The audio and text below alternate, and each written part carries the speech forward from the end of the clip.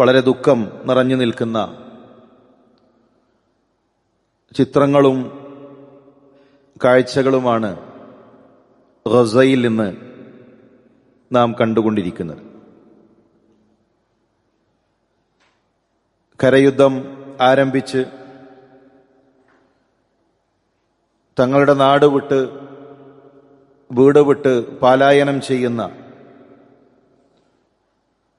എവിടെയാണ് പുതിയ ആകാശം എന്ന് തിരഞ്ഞുകൊണ്ടിരിക്കുന്ന അഭയാർത്ഥികളെ നമ്മൾ കണ്ടുകൊണ്ടിരിക്കുന്നു. ഇസ്ലാമിനോട് ഈ ശക്തമായ വെറുപ്പുണ്ടാകും എന്നത് പരിശുദ്ധ ഖുർആൻ നമുക്ക് മുന്നറിയിപ്പ് നൽകിയിട്ടുണ്ട്. لا تجدن أشد الناس عداوة للذين آمنوا اليهود والذين أشركوا. യഹൂദികൾ അവർക്ക് വിശ്വാസികളായ ആളുകളോട് അങ്ങേയറ്റത്തെ ശത്രുത വെച്ചു പുലർത്തുന്നതായി നിനക്കവരെ കാണാൻ കഴിയും. ഇത് കേവലം ഒരു രാഷ്ട്രീയമായ വിഷയമല്ല. ഇത് കേവലം ഒരു അതിർത്തി തർക്കമല്ല. ഇസ്ലാമിനോടുള്ള പകയാണ്, വെറുപ്പാണ് ഈ ഉന്മൂലനത്തിന്റെ പിന്നിൽ എന്നത് നമുക്കറിയാം. നാം കണ്ടുകൊണ്ടിരിക്കുന്നത് മനുഷ്യക്കുരുതിയാണ്. 4 ലക്ഷത്തിലധികം സഹോദരന്മാർ അവരുടെ വീടുകളിൽ നിന്ന് അവർ പലായനം ചെയ്തു കഴിഞ്ഞു. നമ്മുടെ വീട് നമുക്ക് എത്രമാത്രം പ്രിയപ്പെട്ടതാണ് എന്ന് നമ്മളൊന്ന് മനസ്സിനോട് ചോദിക്കുക. അവർ അവരുടെ വീടുകളിൽ നിന്നിറങ്ങുന്നത് ഇനി ആ വീട്ടിലേക്ക് തിരിച്ചു വരാൻ കഴിയില്ല എന്ന ഉറപ്പോടുകൂടെയാണ്. ഇനിയൊരിക്കലും ഞങ്ങളുടെ നാട്ടിലേക്ക്, ഇനിയൊരിക്കലും ഞങ്ങളുടെ വീട്ടിലേക്ക് തിരിച്ചു വരാൻ കഴിയില്ല. തിരിച്ചു വരുമ്പോഴേക്കും ആ നാടും ആ വീടും തകർത്തെരിച്ചിട്ടുണ്ടാകും എന്ന ഉറപ്പോടുകൂടെയാണ് അവരുടെ പലായനം. രോഗം പടർന്നുകൊണ്ടിരിക്കുന്നു. പട്ടിണി കിടന്ന് വിശപ്പ് സഹിക്കാൻ കഴിയാതെ കുട്ടികൾ മരിച്ചുകൊണ്ടിരിക്കുന്നു. ഒരു കെട്ടിടത്തിലേക്ക് മിസൈലിട്ട് കഴിഞ്ഞാൽ അടുത്ത മിസൈൽ 3 മിനിറ്റ് കഴിയുമ്പോഴേക്കും അവരെ തേടിയെത്തുകയാണ്. എന്തിനാണിത്? ഒന്നാമത്തെ അക്രമത്തിൽ പരിക്കു പറ്റിയവരെ രക്ഷിക്കാൻ കണ്ടു നിൽക്കുന്നവരോടിയെത്തും. ആ രക്ഷാപ്രവർത്തനത്തിൽ ഏർപ്പെടുന്നവരെ ലക്ഷ്യം വെച്ചുകൊണ്ടാണ് രണ്ടാമത്തെ മിസൈൽ വന്നു പതിച്ചുകൊണ്ടിരിക്കുന്നത്. അപകടത്തിൽപ്പെട്ടവരെ രക്ഷിക്കാൻ പോലും ഒരാളും എത്തരുത് എന്ന കാട്ടാള തന്ത്രമാണ് അവിടെ പയറ്റിക്കൊണ്ടിരിക്കുന്നത്. കടലിലൂടെ അക്രമങ്ങൾ അടിച്ചുവിട്ടുകൊണ്ടിരിക്കുന്നു. കരയിലൂടെ അക്രമങ്ങൾ അടിച്ചുവിട്ടുകൊണ്ടിരിക്കുന്നു. ആകാശത്തിലൂടെ ആക്രമിച്ചുകൊണ്ടിരിക്കുന്നു. എവിടേക്കാണ് ഈ ജനതക്ക് രക്ഷപ്പെടാൻ കഴിയുക? എവിടേക്കാണ് അവർ കോടിയൊളിക്കാൻ കഴിയുക? ഗസയുടെ വഴിയോരങ്ങളിലെല്ലാം മൃതദേഹങ്ങൾ, മയ്യത്തുകൾ കുമിഞ്ഞുകൂടിക്കിടക്കുകയാണ്. കണക്കുപ്രകാരം 65,000-ഓളം ആളുകൾ മരണപ്പെട്ട് കഴിഞ്ഞു. ഒരു കൊച്ചു പ്രദേശത്ത് 65,000-ഓളം ആളുകൾ അവർ മരണപ്പെട്ട് കഴിഞ്ഞു. അതിൽ 18,000-ഓളം കുരുന്നുകളാണ്, കുട്ടികളാണ്. നമ്മുടെ മക്കൾ നമുക്ക് എത്ര പ്രിയപ്പെട്ടതാണ്. 18,000-ഓളം വരുന്ന കുരുന്നുകളെയാണ് ഇല്ലാതാക്കിയത്. അതിൽ 1000-ഓളം കുട്ടികൾ 1 വയസ്സിനു താഴെ പ്രായമുള്ളവരാണ്. എന്താണ് ഈ ജീവിതമെന്നറിയാത്ത, ചിരിക്കാൻ മാത്രം അറിയുന്ന, കരയാൻ മാത്രം അറിയുന്ന, കാലിട്ടടിക്കാൻ മാത്രം അറിയുന്ന 1 വയസ്സിനു താഴെയുള്ള ആയിരക്കണക്കിന് കുരുന്നുകളെയാണ് അറുകൊല നടത്തിയത്. 5 വയസ്സിന് താഴെയുള്ള 5000-ഓളം വരുന്ന കുട്ടികളാണ് തൊട്ടടുത്ത ദിവസങ്ങളിൽ മരണപ്പെട്ടത്. പട്ടിണി കാരണം, വിശപ്പ് സഹിക്കാൻ കഴിയാതെ മാത്രം 146-ഓളം കുട്ടികൾ തൊട്ടടുത്ത ദിവസങ്ങളിൽ മരണപ്പെട്ടു. ഭക്ഷണത്തിന് വേണ്ടി കാത്തു നിൽക്കുകയാണ്, ക്യൂ നിൽക്കുകയാണ്. കുടിവെള്ളം പോലും തടഞ്ഞിരിക്കുന്നു. ഒന്ന് ദാഹിച്ചു വലഞ്ഞാൽ തൊണ്ട നനക്കാനുള്ള വെള്ളം പോലും തടഞ്ഞുവച്ച് ഭക്ഷണത്തിന് കാത്തു നിൽക്കുന്നതിൽ 1000 ആളുകളെയാണ് കൊലപ്പെടുത്തിയത്. അപകടത്തിൽപ്പെട്ട് ഹോസ്പിറ്റലിലെത്തിയാൽ അവിടെയും രക്ഷയില്ല. 200ഓളം ഹോസ്പിറ്റലുകൾ ലക്ഷ്യമാക്കി ഇതിനോടകം അക്രമങ്ങൾ നടത്തിക്കഴിഞ്ഞു. 200ഓളം ഹോസ്പിറ്റലുകൾ തകർക്കപ്പെട്ടു. ഗസയിലെ 95% വരുന്ന സ്കൂൾ വിദ്യാഭ്യാസ സ്ഥാപനങ്ങൾ എല്ലാം തകർക്കപ്പെട്ടു.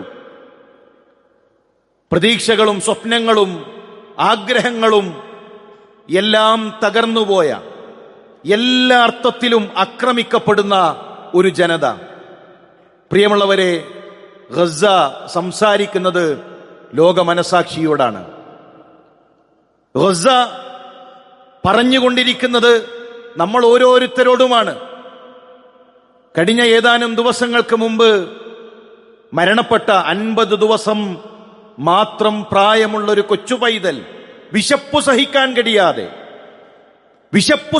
കഴിയാതെ 50 ദിവസം മാത്രമുള്ളൊരു കൊച്ചു പൈതൽ ഗസയിൽ മരണപ്പെട്ടു. എന്റെയും നിങ്ങളുടെയും മനസാക്ഷിയോടാണ് ആ കുഞ്ഞ് സംസാരിച്ചു കൊണ്ടിരിക്കുന്നത്. നമ്മളോടാണ് ആ കുഞ്ഞ് ചോദിച്ചുകൊണ്ടിരിക്കുന്നത്. പ്രിയമുള്ളവരെ, നാം എത്രത്തോളം ഈ വിഷയം ഗൗരവത്തോടുകൂടെ കാണുന്നുണ്ട്? നമുക്ക് ഫലസ്തീൻ ഒരു മറവിയല്ല, നമുക്ക് ഗസ ഒരു മറവിയല്ല, എപ്പോഴെങ്കിലും കേൾക്കുന്ന ഒരു വിഷയമല്ല. ഫലസ്തീൻ മുസ്ലിമിന്റെ 5 നേരത്തെ നമസ്കാരത്തിലെ പ്രാർത്ഥനയാണ്. ഫലസ്തീൻ മുസ്ലിമിന്റെ ഓരോ ദിവസങ്ങളിലെയും പ്രാർത്ഥനയാണ്. ആ പ്രാർത്ഥനയിൽ ഫലസ്തീൻ ഉണ്ടോ, ഫലസ്തീനിലെ നമ്മുടെ സഹോദരന്മാരുണ്ടോ എന്നത് നാം ആലോചിക്കേണ്ടതുണ്ട്. നമ്മൾ എത്ര വലിയ അനുഗ്രഹീതരാണ്. അല്ലാഹുവിന്റെ റസൂൽ സല്ലല്ലാഹു അലൈഹി വസല്ലം തങ്ങൾ പറഞ്ഞു, മൻ അസ്ബഹ മിൻകും ആമിനൻ ഫീ സിർബിഹി മുആഫൻ ഫീ ജസദിഹി വഇൻദഹു ഖൂതു യൗമിഹി. രാവിലെ ഒരു മനുഷ്യൻ നിർഭയത്വത്തോടുകൂടെ എഴുന്നേറ്റാൽ അന്ന് കഴിക്കാനുള്ള ഭക്ഷണം അവനുണ്ട് എങ്കിൽ അവന് ദുനിയാവ് കിട്ടി. നമുക്ക് കിട്ടിയില്ലേ ദുനിയാവ്? ദുനിയാവിൽ നമുക്ക് കിട്ടേണ്ടത് കിട്ടിയിട്ടുണ്ട്. നമുക്ക് നിർഭയത്വമുണ്ട്, അന്നന്ന് കഴിക്കാനുള്ള ഭക്ഷണം നമുക്കുണ്ട്. നമ്മുടെ മക്കൾ നിർഭയരായി അവർ സ്കൂളിലേക്ക് പോകുന്നു. നമ്മുടെ ഭാര്യമാർ നിർഭയരായി, നമ്മുടെ മാതാപിതാക്കൾ നിർഭയരായി അവരിവിടെ ജീവിക്കുന്നു. ഫലസ്തീനിലെ നമ്മുടെ സഹോദരന്മാരെ നമ്മൾ ചിന്തിക്കുന്നുണ്ടോ? ഭക്ഷണത്തിന് കാത്തു നിൽക്കുന്ന, ആരെങ്കിലും കൊടുത്തയക്കുന്ന, ആരെങ്കിലും കയറ്റി അയക്കുന്ന ഏതെങ്കിലും ഭക്ഷണപ്പൊതികൾ ഞങ്ങളുടെ നാട്ടിലേക്ക് എത്തുന്നുണ്ടോ എന്ന് കൊതിയോടുകൂടെ കാത്തിരിക്കുന്ന നമ്മുടെ സഹോദരന്മാരുടെ കൊച്ചു പൈതലുകളുടെ ചിത്രങ്ങൾ നമ്മൾ കാണുന്നില്ലേ? അത് കണ്ടു കഴിഞ്ഞാൽ ഭക്ഷണം കഴിച്ച് നമ്മൾ പറയുന്ന അൽഹംദുലില്ലയുണ്ടല്ലോ, അത് ഹൃദയത്തിൽ നിന്നായിരിക്കും. നമ്മൾ പറയുന്ന അൽഹംദുലില്ലയുടെ അർത്ഥം മാറും. അത് ഹൃദയത്തിൽ നിന്നായിരിക്കും, അത് നാവ് കൊണ്ടാവുകയില്ല. അത് മക്കളെ കാണിച്ചു കൊടുക്കണം. ഗസയിലെ പാവപ്പെട്ട മുസ്ലിം കുട്ടികളെ കാണിച്ചു കൊടുക്കണം നമ്മുടെ മക്കൾക്ക്. പിന്നെ ഭക്ഷണം ഇത് വേണ്ട അമ്മച്ചി, അത് വേണ്ട എന്ന് പറഞ്ഞ് ഭക്ഷണം വീട്ടിൽ ബാക്കിയാക്കുന്ന ഒരു ആർഭാടത്തിലേക്ക് നമ്മുടെ വീട്, നമ്മുടെ മക്കൾ അവര് മാറിപ്പോവുകയില്ല.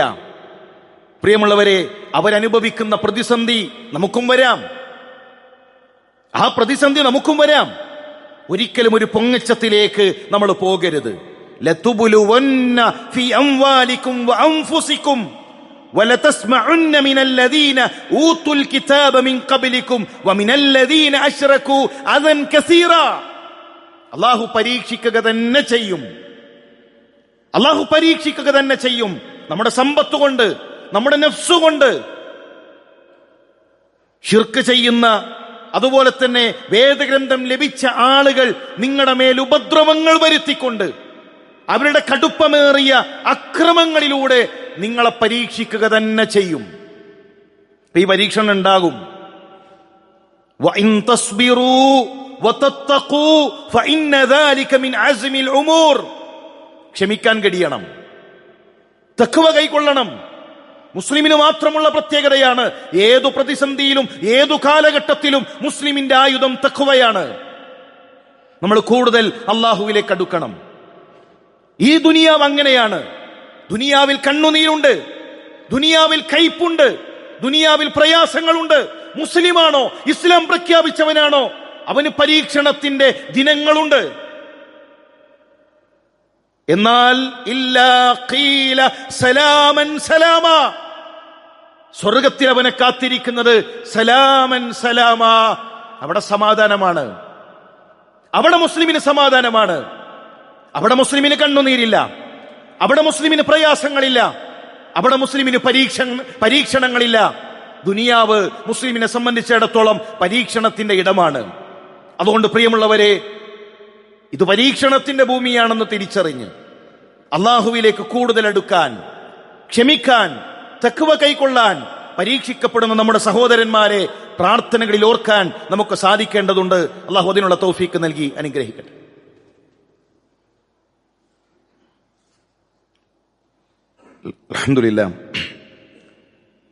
അൽഹംദുലില്ലാഹി റബ്ബിൽ ആലമീൻ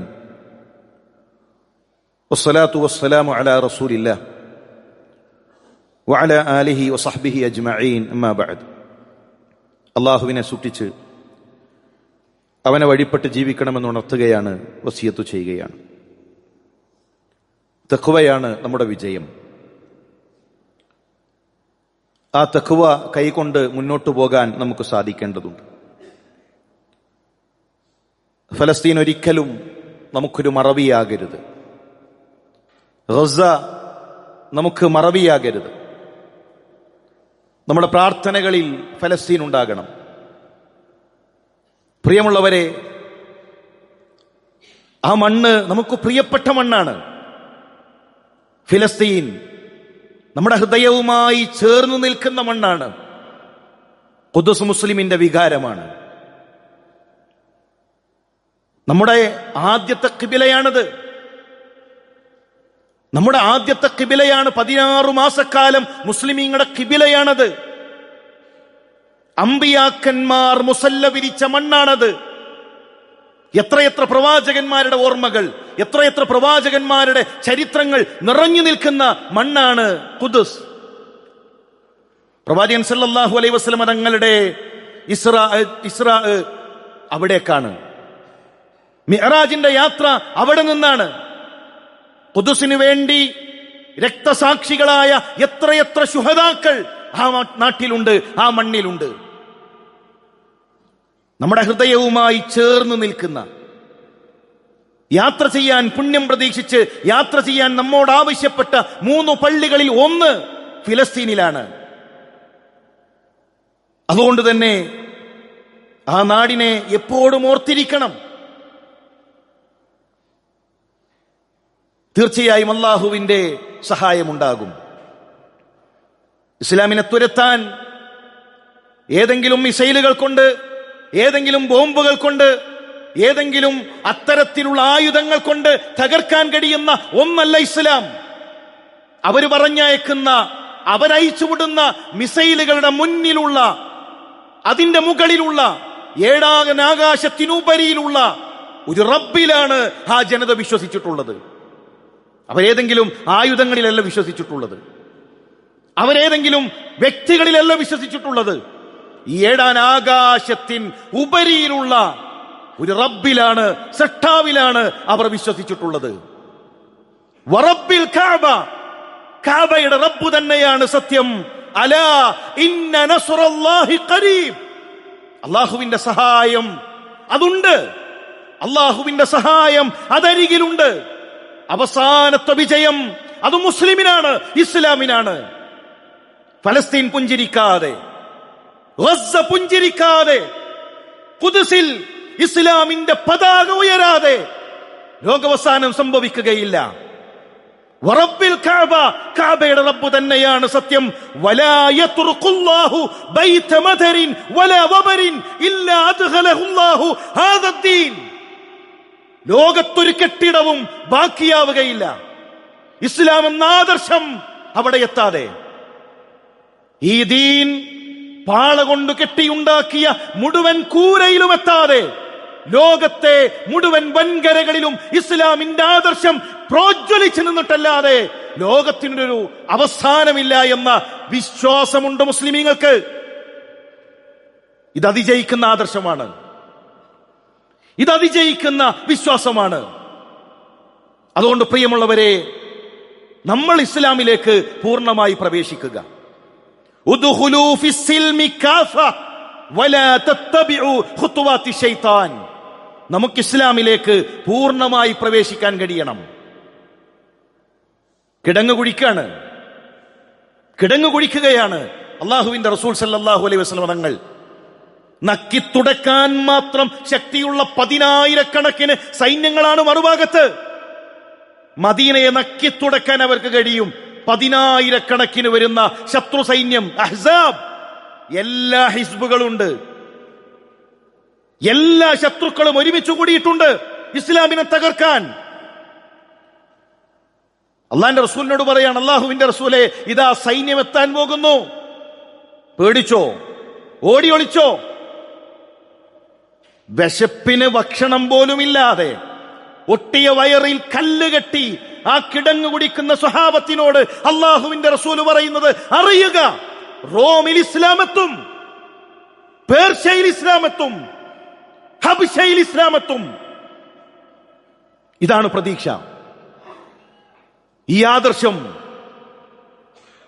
ആരാണോ ഇസ്ലാമിനെ തകർക്കാൻ ഇറങ്ങിയിട്ടുള്ളത് അവരുടെ കൂരകളിലെത്തുന്ന, അവരുടെ ഹൃദയങ്ങളിലെത്തുന്ന ആദർശമാണ്.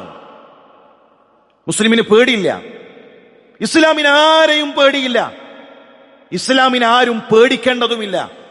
ഏതെങ്കിലും മിസൈലും 2 റോക്കറ്റും അങ്ങനെ എന്തെങ്കിലും കാണുമ്പോഴേക്കും പേടിച്ചു പോകുന്ന ഒന്നല്ല ഇസ്ലാം എന്ന ആദർശം. അതുകൊണ്ട് പ്രിയമുള്ളവരെ, ഈ ദീനിൽ നമ്മൾ പൂർണ്ണമായി പ്രവേശിക്കുക, ക്ഷമിക്കുക. ഇവിടെ പരീക്ഷണമുണ്ട്, ഇവിടെ കയ്പുണ്ട്, ഇവിടെ കണ്ണുനീരുണ്ട്.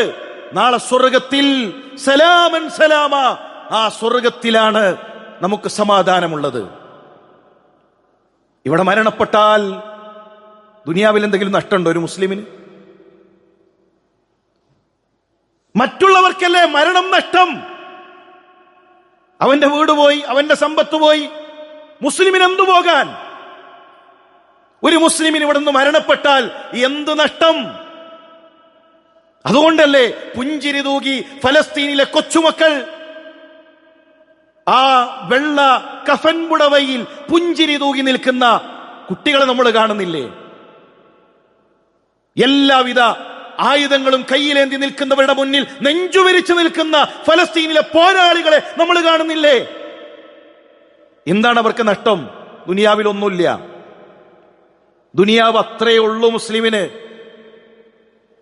മാലി വലി ദുനിയ, ഈ ദുനിയാവും ഞങ്ങളും തമ്മിൽ എന്തു ബന്ധം?